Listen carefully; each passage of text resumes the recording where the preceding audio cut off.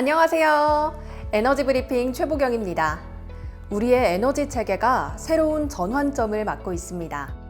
22년 동안 하나로 묶여있던 신재생에너지의 법적 체계가 재생에너지와 수소로 분리되고 인공지능 시대를 맞아 재생에너지는 국가 경쟁력을 좌우하는 핵심 전력원으로 주목받고 있습니다.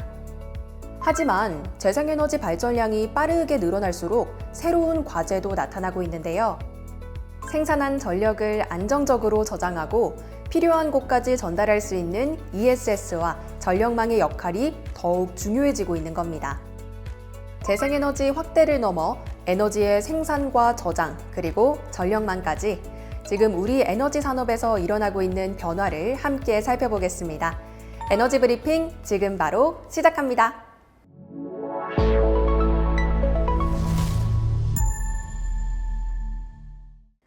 우리나라에서 오랫동안 사용돼 온 신재생에너지라는 법적 체계가 22년 만에 사라집니다. 태양광과 풍력 등 재생에너지와 수소, 연료전지 등 신에너지를 하나의 정책 틀에서 지원해오던 체계가 각각 독립적인 육성 체계로 분리되는 겁니다. 기후에너지환경부는 지난 11일 국무회의에서 관련 시행령 개정안이 의결됐다고 밝혔습니다. 지난 3월 개정된 재생에너지 개발, 이용, 보급 촉진법이 다음 달 18일부터 시행됩니다.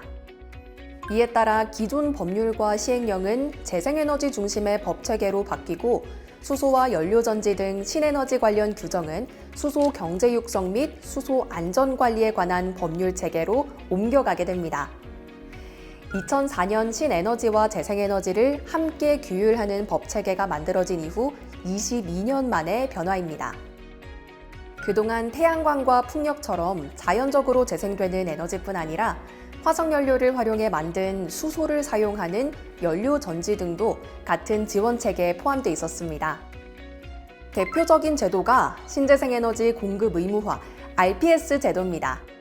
500메가와트 이상의 발전 설비를 보유한 발전 사업자는 총 발전량의 일정 비율을 신재생에너지로 공급해야 하고 직접 발전하거나 다른 사업자가 생산한 REC를 구매해 의무량을 채울 수 있었습니다. 이처럼 재생에너지와 신에너지는 하나의 제도 안에서 함께 관리돼 왔지만 정책적 분리는 이미 진행되고 있습니다. 수소와 연료전지는 기존 RPS에서 분리돼 수소발전 입찰 시장인 CHPS로 이동했습니다. RPS 역시 내년부터 폐지되고 정부 주도의 장기 고정가격 계약 시장으로 전환될 예정입니다. 정부는 전력수급 기본계획을 통해 필요한 재생에너지 신규 설비 규모를 정하고 입찰을 통해 장기간 고정된 가격으로 전력을 계약하는 방식으로 전환할 계획입니다. 재생에너지와 수소를 하나의 틀에서 지원해오던 정책체계가 22년 만에 분리되면서 우리나라 에너지 정책도 새로운 전환점을 맞게 됐습니다.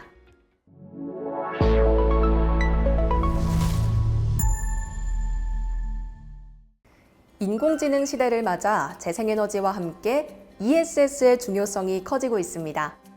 정부가 재생에너지에 기반한 전기를 AI 시대의 핵심 전략 자산으로 제시하면서 산업 인프라에 안정적인 전력을 공급하기 위한 에너지 저장 장치의 역할이 주목받고 있는데요. 기후에너지환경부는 AI 시대 국가 경쟁력을 확보하기 위한 전기국가, 일렉트로스테이트 전략을 본격적으로 추진한다고 밝혔습니다. 재생에너지와 원전을 기반으로 무탄소 전력 공급을 확대하고 AI 데이터 센터와 반도체 메가 프로젝트를 뒷받침할 전력망과 용수, 자원순환 인프라를 선제적으로 구축한다는 방침입니다. 정부는 오는 2030년까지 재생에너지 설비 용량을 100기가와트 이상으로 늘리고 발전 비중을 20% 이상으로 높인다는 목표입니다. 지난해 재생에너지 발전 비중은 11.4%였습니다. 하지만 재생에너지 확대만으로는 대규모 전력이 필요한 첨단 산업 인프라의 안정적인 전력 공급을 담보하기 어렵습니다. 태양광과 풍력은 날씨와 시간대에 따라 발전량이 달라지는 간헐성 전원이기 때문입니다. 이때 ESS가 중요한 역할을 하는데요. 햇빛이 강한 낮이나 바람이 많이 불 때 생산된 전력을 ESS에 저장해 두었다가 전력 수요가 높을 때 꺼내 사용할 수 있습니다. 이를 통해 최대 수요 전력을 낮추고 전력 계통을 안정화하며 전력 효율을 높이는 인프라 자산으로 활용할 수 있습니다. ESS 시장 확대는 국내 배터리 업계에도 새로운 기회가 될 수 있습니다. 특히 ESS 사업은 단순히 배터리를 공급하는 데 그치지 않고 프로젝트 개발과 전력망 연계, 운영 관리, 수요처 확보 등 에너지 인프라 전반의 역량이 필요합니다. 재생에너지 확대와 함께 ESS 시장이 커지면 국내 배터리 업계에도 새로운 사업 기회가 열릴 수 있습니다. 재생에너지 확대와 전력망 혁신이 가속될수록 ESS의 중요성은 더욱 커질 것으로 전망됩니다.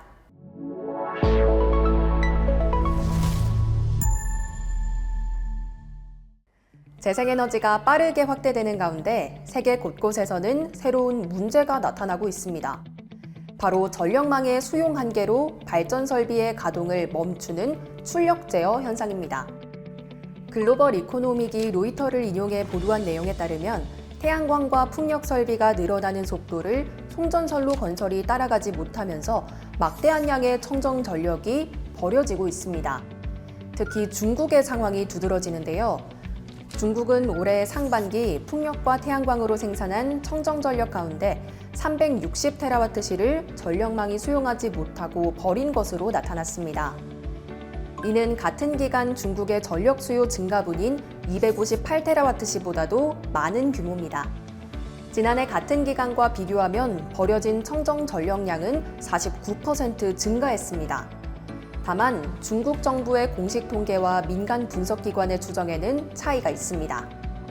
중국 국가에너지국은 올해 상반기 태양광 출력 제어 비율을 8.6%, 풍력은 9.1%라고 밝혔습니다. 반면 민간 기관들은 공식 통계에 잡히지 않은 출력 제어까지 포함하면 실제 풍력과 태양광 발전량의 26.1%가 버려진 것으로 추정했습니다. 이러한 전력망 제약은 중국만의 문제가 아닙니다. 호주에서는 올해 상반기 풍력과 태양광 출력의 7%, 2.93테라와트시가 전력망 제약으로 가동 중단됐습니다. 일본에서도 재생에너지 출력의 4%, 2.35테라와트시가 전력망에 수용되지 못했습니다. 인도 역시 지난 6월 종료된 분기에 태양광 발전량의 14%, 8.13테라와트시를 출력 제어했습니다. 전문가들은 이러한 문제를 완화하기 위한 방안으로 배터리 저장 장치의 신속한 확충을 제시하고 있습니다. 남는 전력을 저장했다가 필요한 시점에 공급하면 전력 폐기를 줄일 수 있기 때문입니다. 칠레는 태양광 발전소 인근에 4기가와트 규모의 배터리를 추가해 저장 능력을 2배 가까이 확대할 계획입니다. 세계 주요국의 출력 제어 현상은 재생에너지 확대와 함께 이를 뒷받침할 전력망을 확충하고 저장장치 보급에도 속도를 높여야 한다는 점을 보여주고 있습니다. 재생에너지 설비를 확대하는 것만큼 생산한 전력을 안정적으로 저장하고 전달할 수 있는 전력망과 제도를 함께 갖추는 것도 중요합니다. 에너지를 어떻게 생산할 것인가를 넘어 이제는 생산한 전력을 어떻게 저장하고 전달할 것인가가 에너지 산업의 핵심 과제가 되고 있습니다.